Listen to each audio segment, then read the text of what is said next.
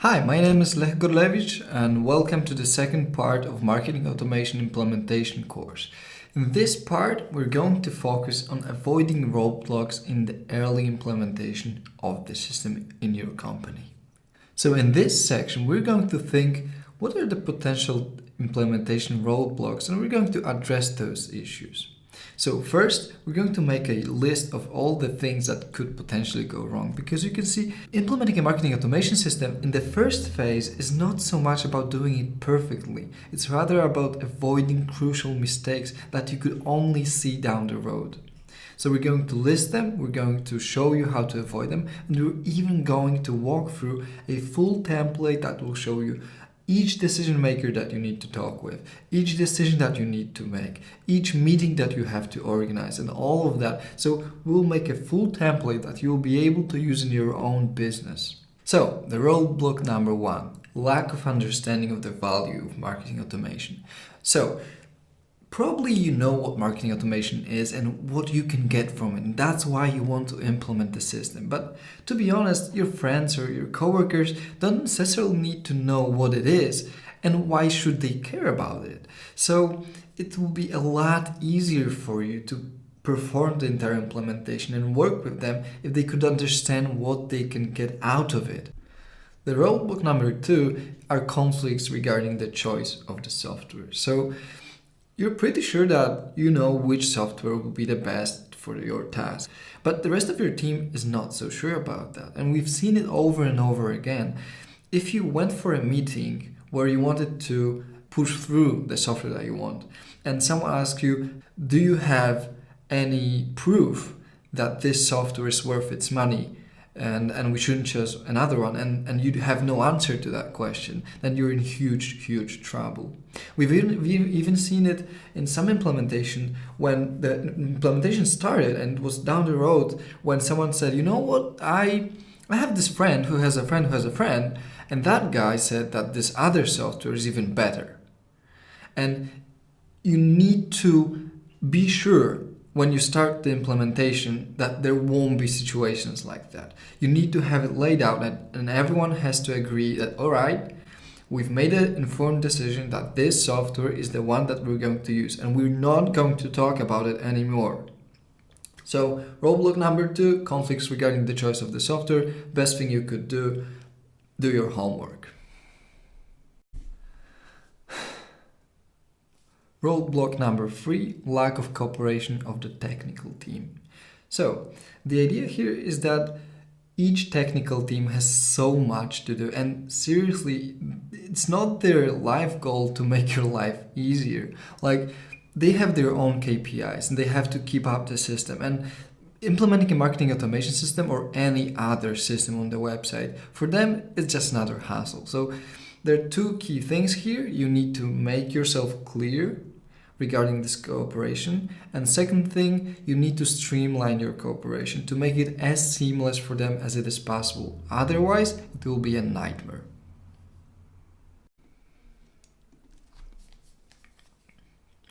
I would say that roadblock number four is the most common one. No knowledge about the way the system works. As I said before, if your team does not have any knowledge about what marketing automation is and what they can get out of it, then there is no discussion about their learning about how the system works. But their knowledge about the system is crucial, because if they don't know how it works, they're not able to understand what it's capable of. And if they're not able to understand what it's capable of, they will not come up with ideas on how to improve their systems in their departments.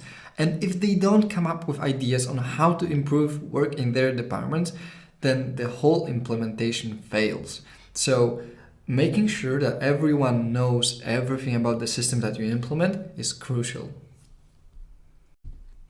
Roadblock number five is lack of legal clearance. So the legal aspect of implementation is very often neglected.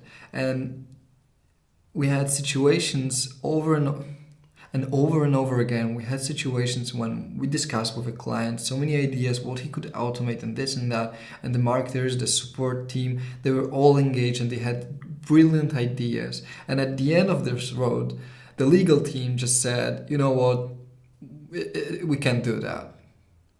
And nobody asks questions. It's just, no, this won't happen. So the idea here is that you need to invite the legal team as early in the implementation as possible so that they can give clearance as you go or set rules for what you can do or you cannot do as you go, because having this brilliant idea that someone just destroys with one word, it's very depressing, and it will be hard for you to push the implementation further after such situations. So roadblock number 5, no legal clearance, super important and very easy to be neglected. Roadblock number 7, changing priorities and lack of time. So even if the head of sales or the head of customer support understands the value of marketing automation, it doesn't necessarily mean that down the road, when they're low on KPIs or something happens, they don't go, oh, you know what, I don't have time for this week, this month, or this year. So you cannot have these situations like that, and in this tutorial we'll show you how to make sure that it won't happen.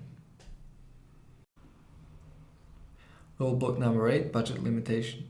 So I'm sure that roadblock number 8, budget limitations. So it's like 100% clear that you're going to hear a question, why should we pay for that?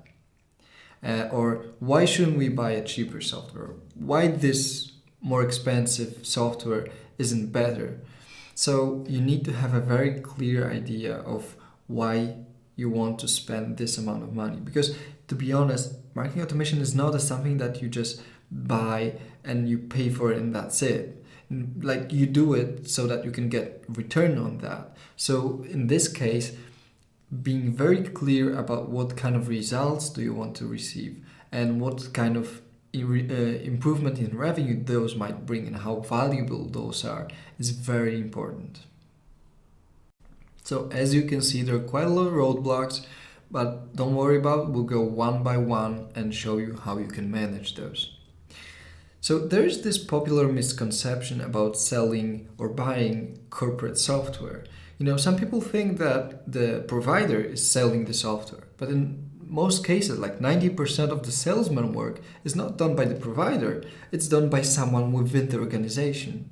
Because it's up to that manager, that marketer, or whoever to persuade the entire organization that this is the right way to do it.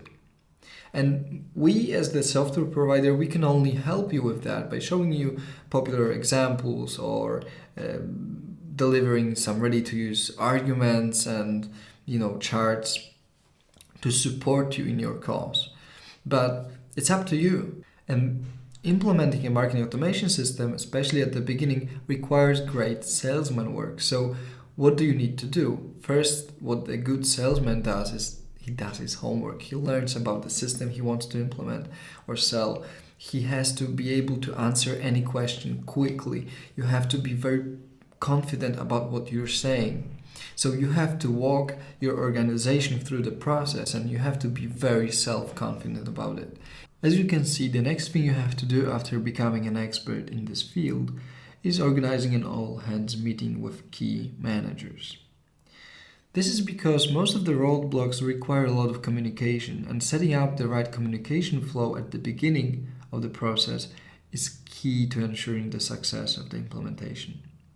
In this tutorial, we're going to show you a full template of the presentation that you can or should give on the first meeting with all the stakeholders. So who should be at the meeting? The most important person, of course, the CEO. You need the full support, understanding, and oversight of the management team in order to be able to execute anything. The next person is the head of sales. Even if the sales department is not mentioned in the implementation itself, it's great to have that person there just so that he knows what's going on. Then the head of marketing, usually this is the person who actually organized the whole meeting. Then a lawyer, if you don't have a lawyer, which is completely okay, then you just have to bear in mind that someone will have to take that role of being responsible to check all the legal aspects of the implementation. Then the developer, you need just one person from the development team because it's really important to set up sort of means of communication between the implementation team and the IT department and to make them aware of how the implementation is going to go. So this person is really crucial. And at the end, head of customer support. As with the head of sales, this person is needed even if the implementation itself will not influence the customer support directly.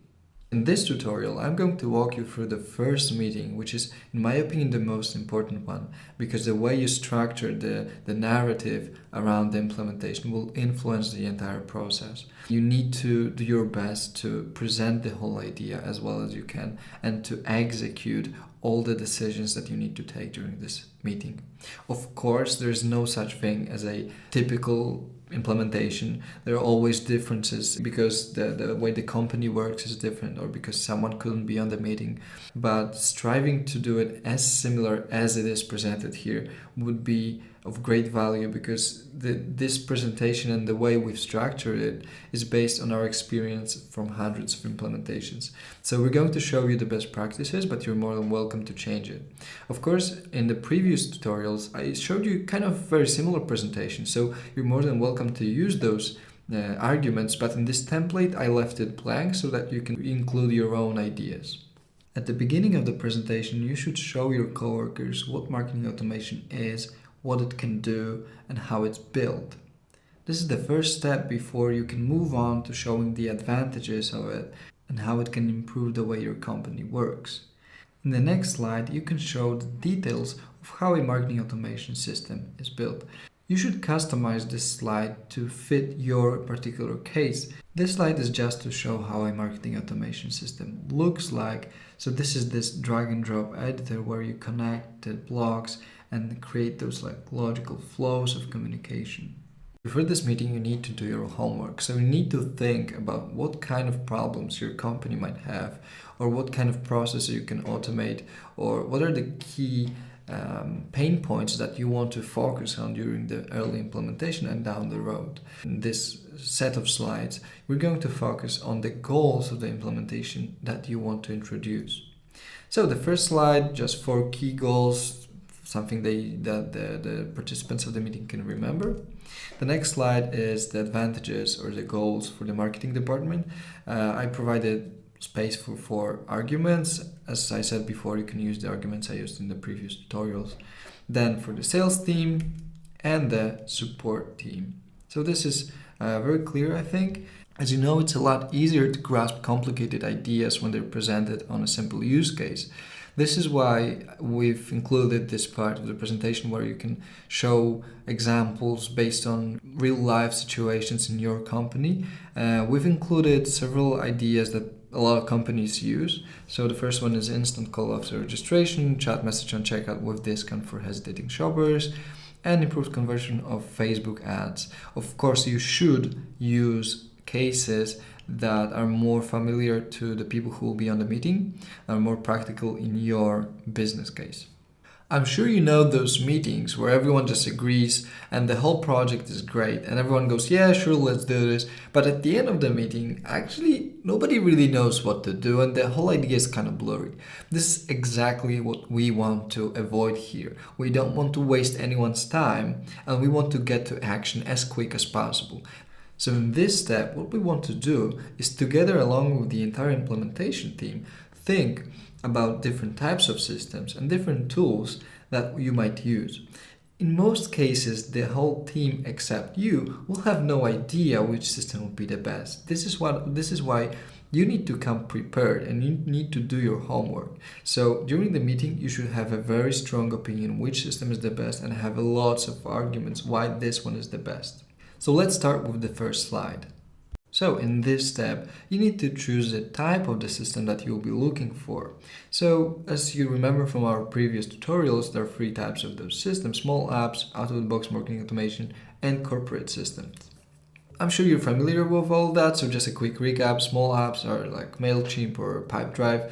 Out-of-the-box marketing automation, for example, Autopilot or UserEngage, and corporate systems, so Adobe, Salesforce, HubSpot, whatever, you name it.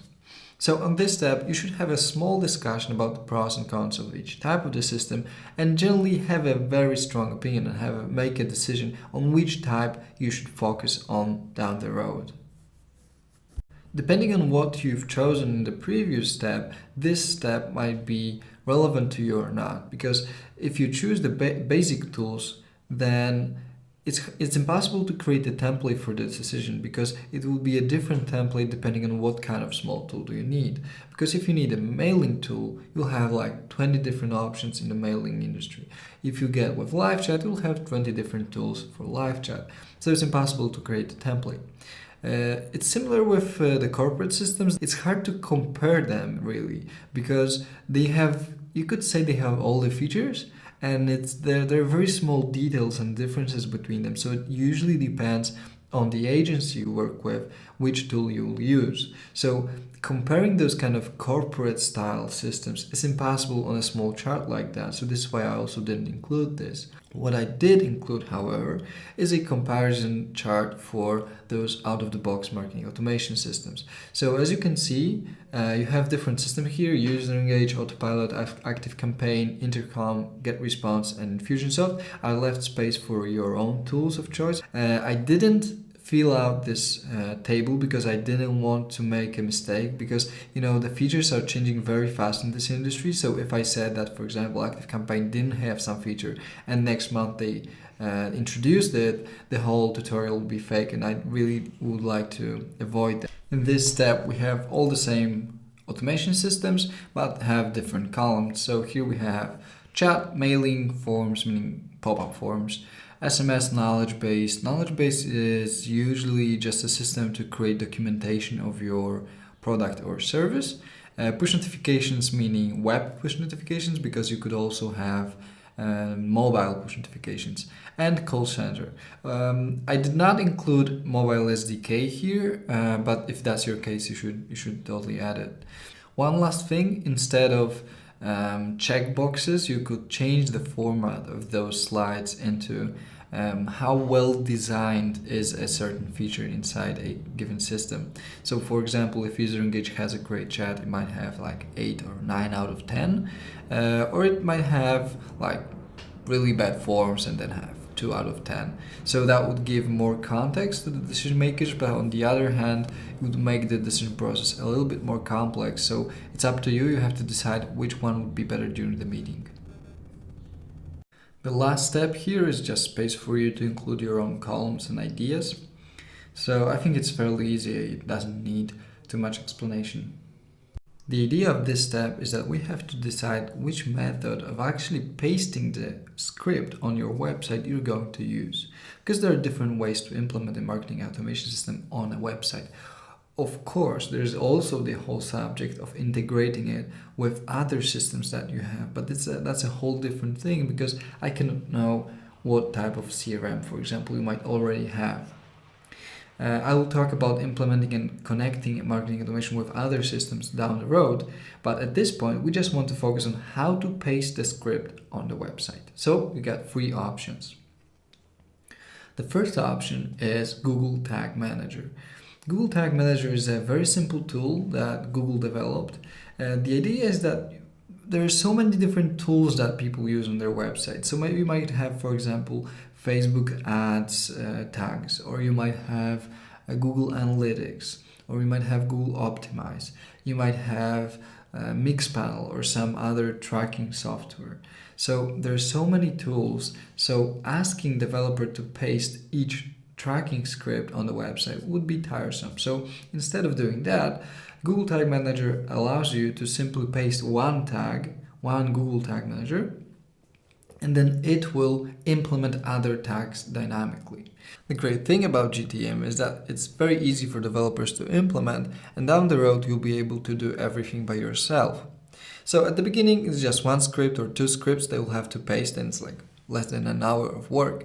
But down the road, you will not have to go and say, hey, could you implement this event? Could you implement that user tracking? Everything you'll be able to do by yourself by simply pasting scripts.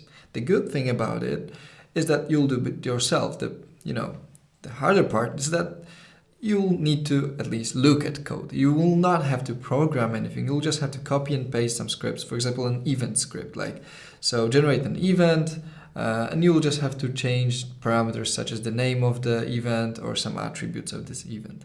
So this is it. It's no coding, but you have to learn how to do that. So it's a little bit work on your side, little work on the developer's side, but you have the full flexibility and you're the owner of the implementation.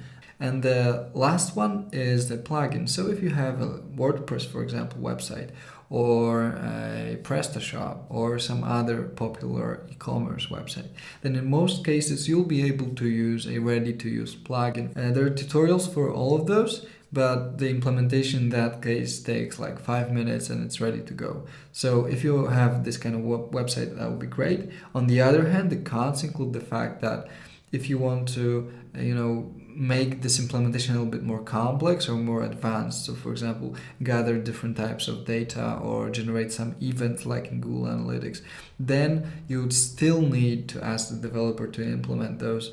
And that's still getting back to the script thing. So it's great to have this conversation as early as it's possible, because that will allow the development team to schedule the work around this. So one more thing about this.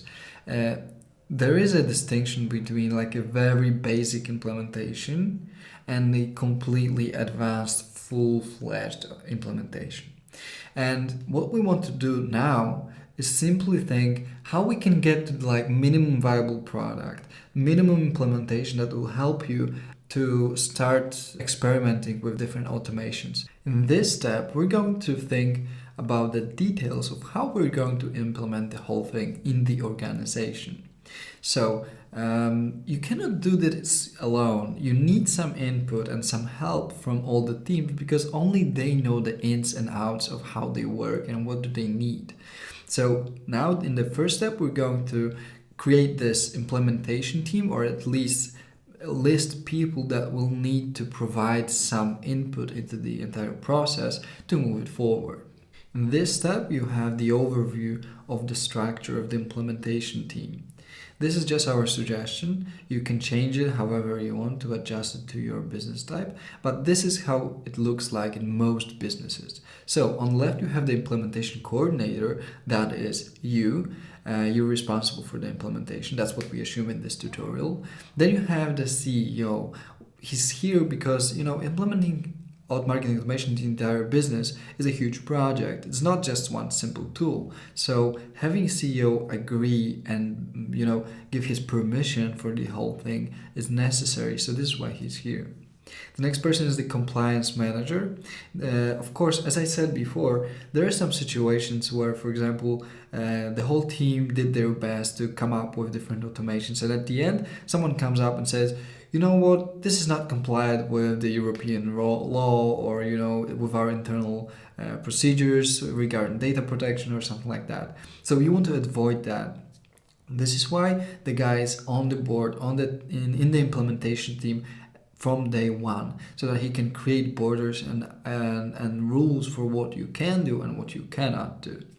Then there is the marketing automation consultant. This person is not necessary in the process, but many marketing automation companies, if you buy some additional support package, they provide you with support from the marketing automation consultant. So this is why he's here. He's not necessary, so it depends on you. Then on the right, you have support manager, sales manager, and marketing manager. They have two roles. The first one is that they need to prepare their teams for the implementation. So make sure that everyone watches all the tutorials and is aware of how the system works. That's one thing. But the other thing is gather feedback and gather ideas for what can be automated in their departments. And the last person is the website admin, who will connect you with the IT team. It's great to have someone within your IT department who will be directly connected with you, so that you can get answers quickly and iterate quickly. As I said before, what we want to avoid is a meeting where nothing gets decided. This is why in this step, we will go one by one and find people who will take different roles. So let's go one by one. The first is the implementation coordinator, and you have the full name, so you have to assign it. Yes, this is probably you.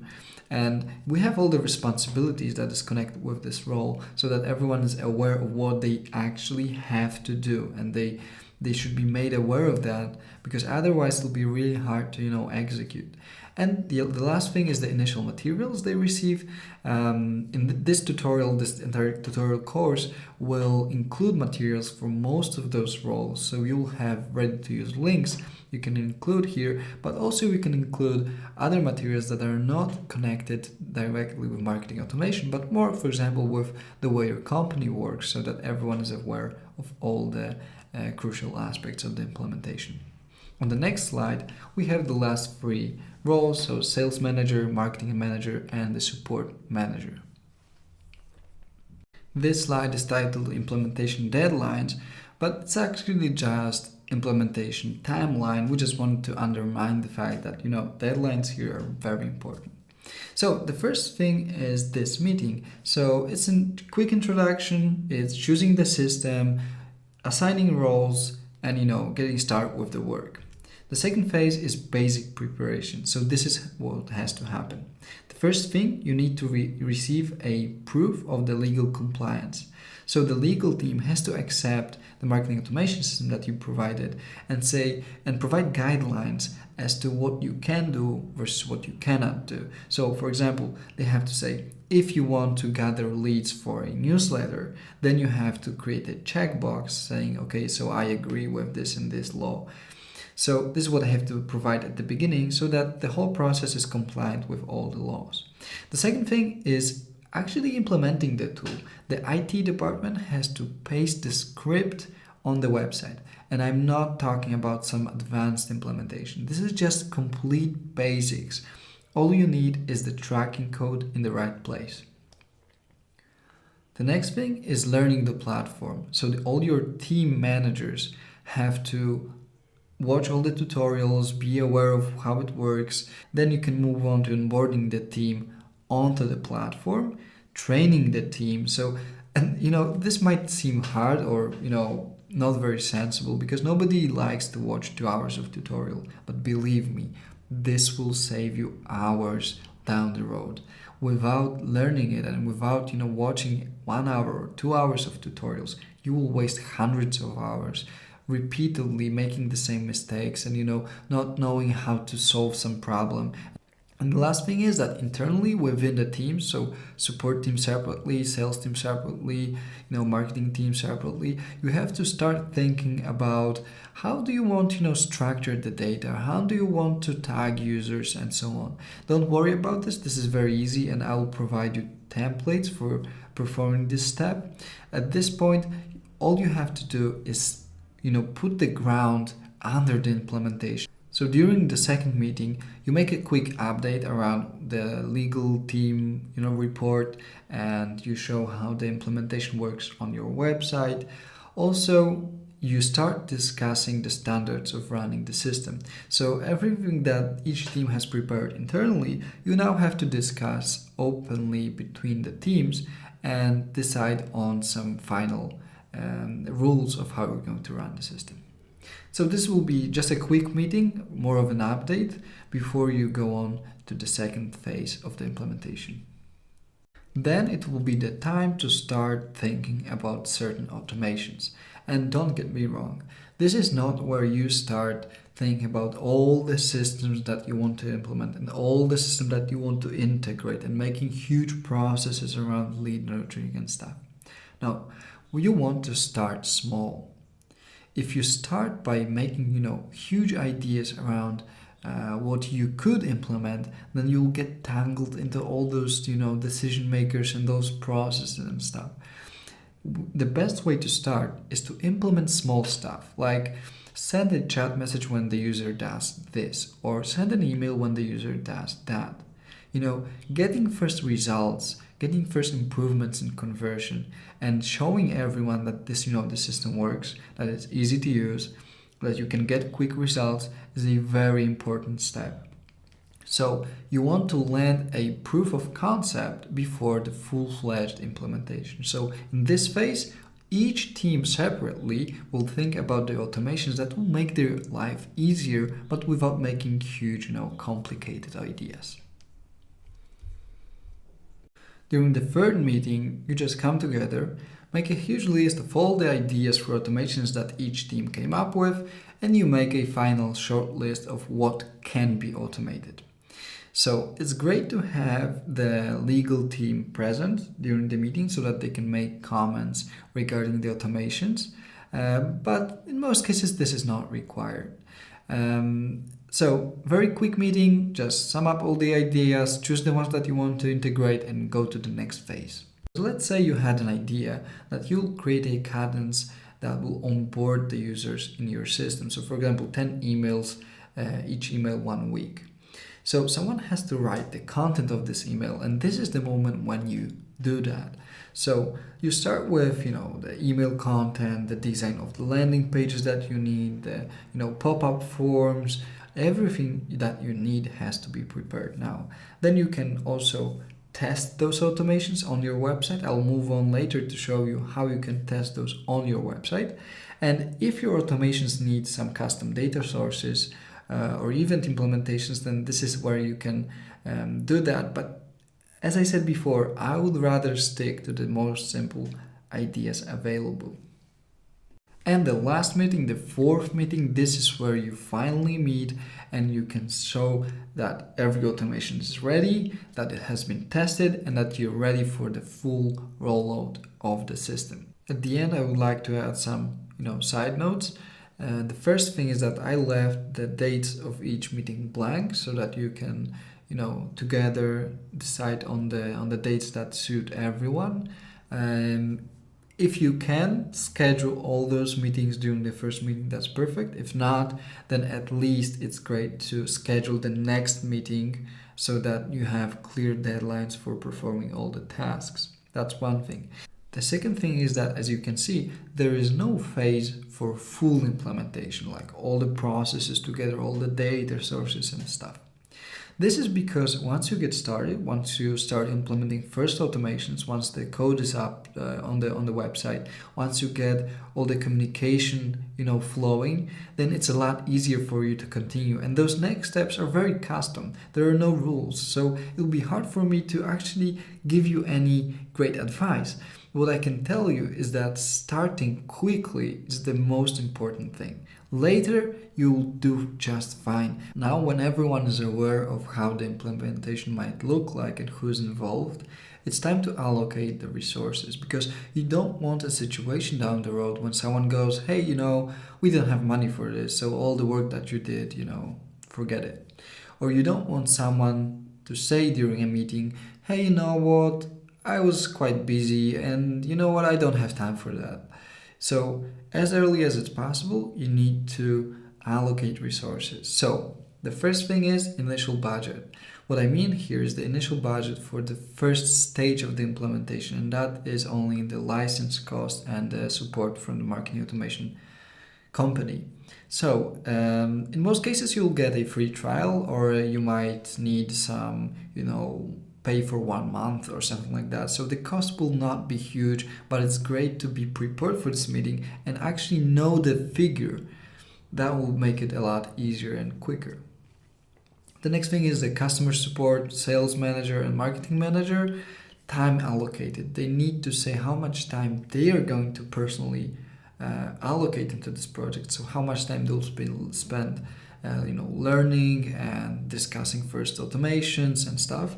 And the same applies to their employees, so how much time of each employee you will get so that they can learn how the system works. Then you have compliance officer time allocated, so that will be the legal team. IT team allocated, and this is very crucial because time management in the IT teams is very strict. So you need to know perfectly how much time they're going to need. And this is why they're on this meeting. They have to understand the process. And they have to be aware of how much it might take them to implement the system.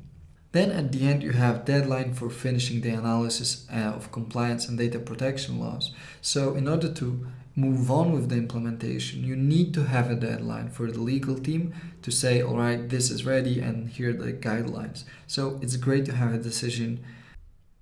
It's the last slide of the presentation. So now you know what you're going to implement, who's going to implement, How are you going to implement? What's the plan?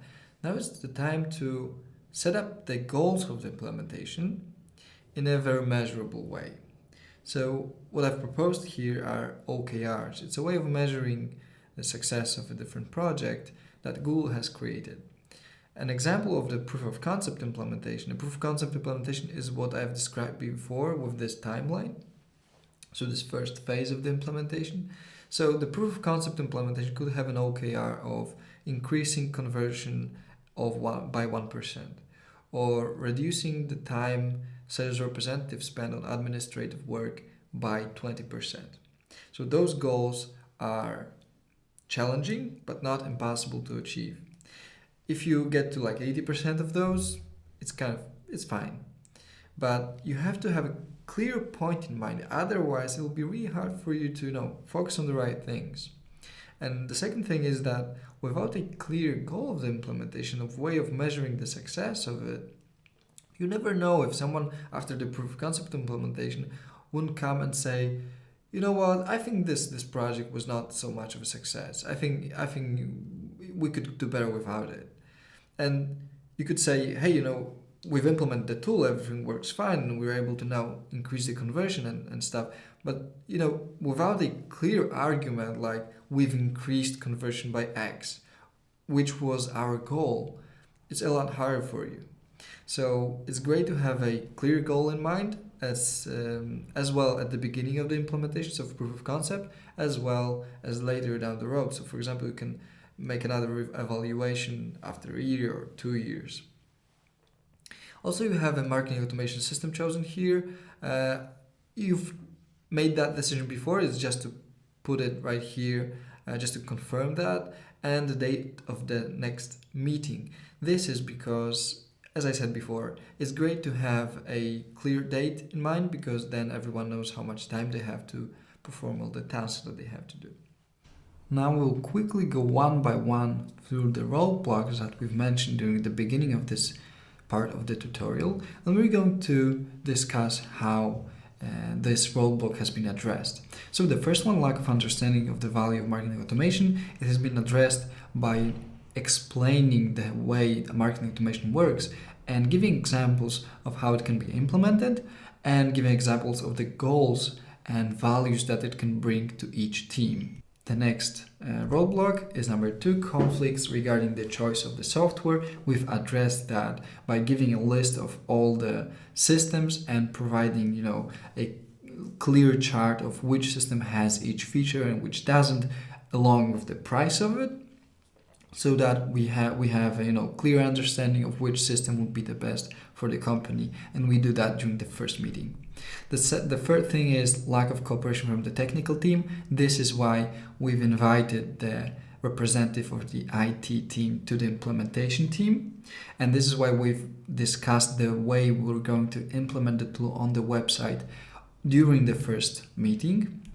The fourth is no knowledge about the way the system works, which we've addressed by allocating resources to learning and watching the tutorials, and having a separate phase, the sort of beginning phase, when each manager and each team member learns how the system works. The fifth is no legal clearance, which we've clearly addressed by having the legal team prepare a list of guidelines and a proof of legal clearance with the local or global data protection laws.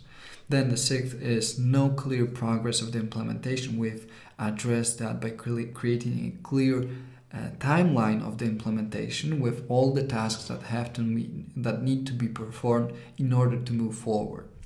The seventh is changing priorities and lack of time. We've addressed those with the timeline and by allocating resources sort of officially.